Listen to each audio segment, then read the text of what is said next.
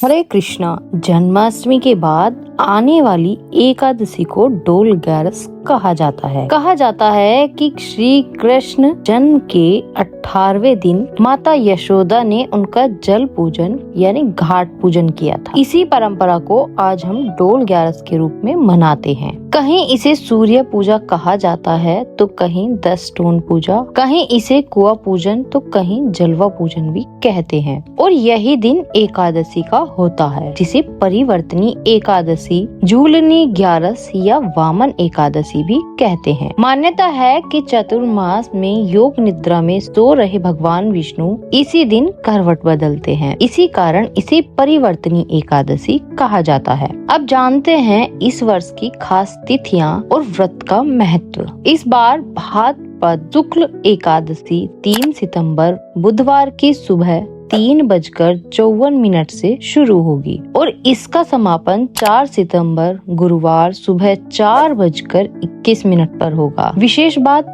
यह है कि 3 सितंबर को दोपहर 4:12 से भद्रा भी लग रही है, लेकिन इसका वास पाताल लोक में रहेगा। इसलिए पूजा पाठ और उपवास करने में कोई बाधा नहीं होगी। अब सवाल है व्रत का पारण कब करना चाहिए। जो श्रद्धालु 3 सितंबर को उपवास रखेंगे उन्हें 4 सितंबर गुरुवार को सुबह 10:32 से और 10:50 के बीच अपना व्रत खोलना चाहिए। अगर इस समय संभव न हो तो दोपहर 1:36 से 4:07 के बीच व्रत खोला जा सकता है। याद रहे, यदि व्रत पारण निर्धारित समय पर ना किया जाए तो उसका पूरा पुण्य नष्ट हो जाता है। वहीं वैष्णव जन 4 सितंबर को महाद्वादशी का उपवास करेंगे, जो कि वामन जयंती के नाम से भी जानी जाती है। इस उपवास का पारण 5 सितंबर शुक्रवार सुबह 6:01 से